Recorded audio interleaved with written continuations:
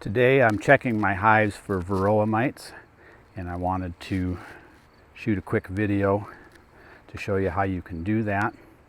I have a few things here that you will need to use to check for mites. First thing is just a regular mason jar. This happens to be a wide mouth, and then I've taken the ring and cut a piece of 1/8 inch hardware cloth to fit the jar. What you're going to do is scoop up a 1/2 cup of bees, and you're going to put them in the mason jar, put this lid on. The bees won't be able to get out through the hardware cloth, and then you can use rubbing alcohol, or I'm using windshield washer fluid. You pour that on the bees. This is going to unfortunately kill the bees, but you'll stir it around and it'll wash the mites off of the bees. Then what I've got is just a white styrofoam bowl, and I'll pour the alcohol into the bowl. The bees will stay up above, the mites will end up in this bowl, and since it's white, it's fairly easy to see the mites up against the white background. In order to get the bees into the jar, this Rubbermaid tub works pretty well. You just take a frame of bees, knock them into the tub. Then you can use this 1/2 inch cup to scoop up a 1/2 inch of bees. Somebody has done this multiple times and counted, and they say that a 1/2 cup of bees is roughly 300 bees. So you have an idea of how many bees you get in each sampling.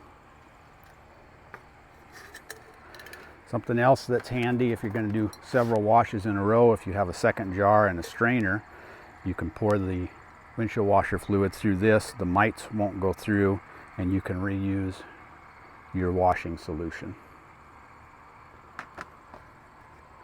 I already have a frame of bees here. It's important to look for a brood frame, because the Varoa mites are mostly concentrated in the brood nest. They're going to be on the nurse bees. They're not going to be so many mites on the field bees.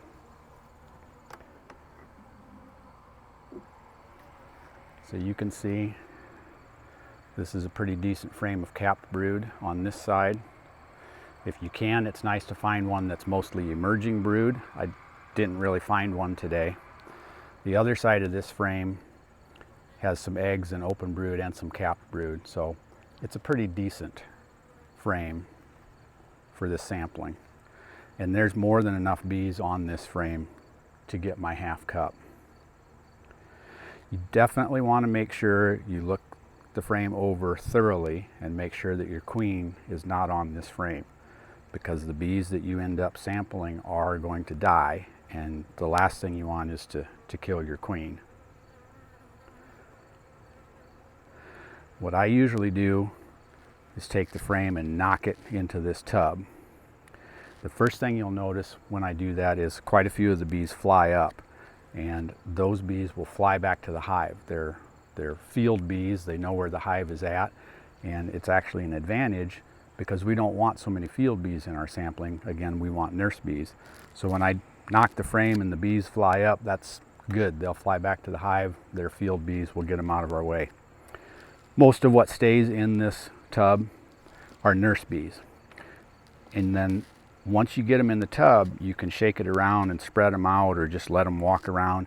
It gives you another opportunity to double check and make sure that the queen is not in this frame.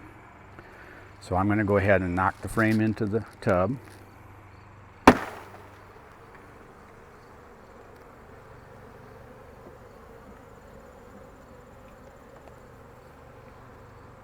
Not a lot of bees flew away, so there's a lot of nurse bees on this frame.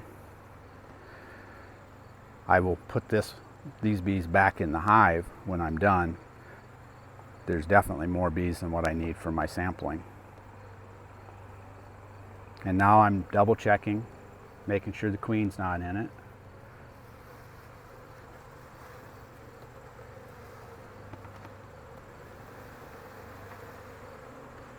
And maybe we'll stir some of them up and let some of those fly back to the hive, because there's more bees in that sampling than what I really need.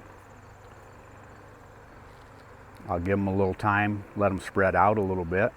Makes it easier for me to double check and make sure the queen is not in there.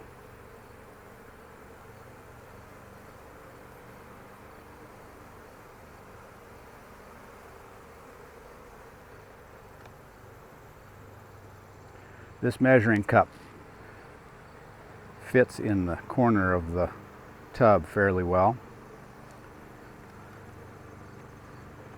So it's pretty easy to take the tub and knock the bees down into that corner. And then scoop up your half cup. And you can even level it off a little bit. There's no sense in getting more than you have to have. Now I'm going to put them in the jar, put that lid on top.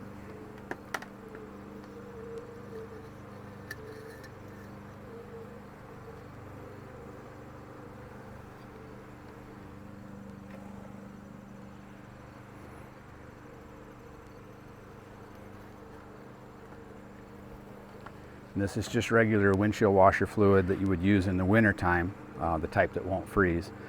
It's not as flammable as rubbing alcohol, so it's a little safer to use.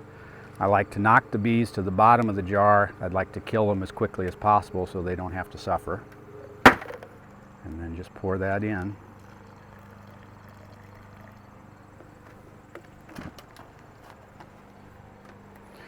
And you start swirling them around. If this was a powdered sugar wash, there's a certain amount of time that you're supposed to do this.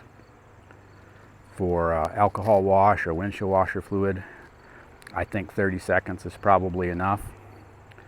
But you just as well make sure that you do it thoroughly. You've killed all of the bees.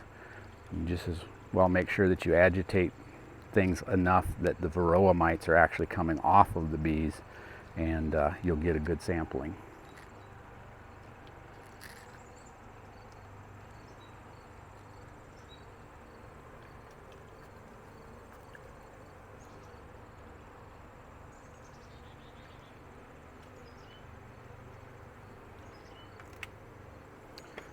Then the next step is to pour the alcohol and the mites off.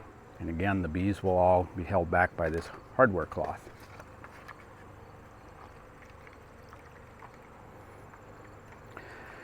And to make sure that you really get the mites out, you actually want to shake. And I've heard some people say that they shake for several minutes until they finally get the last of the mites out.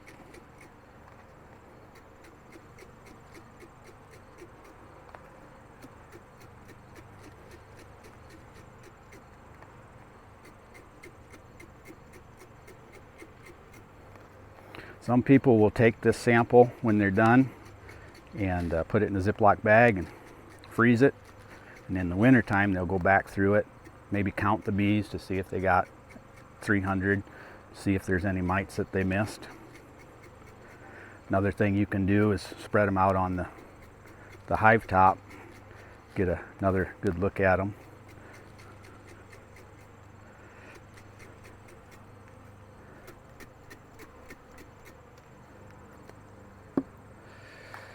So you'll see that there's some specks in this bowl, and it's probably going to be hard to see on the camera, but these just happen to be some debris, pieces of wax, pieces of dirt, who knows what. There are not any Varoa mites in this sampling.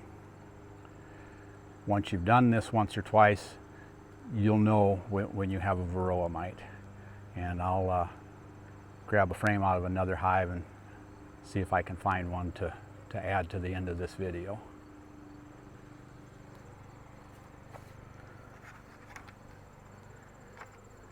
And again, if you want to save your solution, you just need a strainer and a second mason jar. Make sure you clean, if you had mites, make sure you clean them all out of your bowl so you don't get them into your next sampling. and you're ready to check another hive.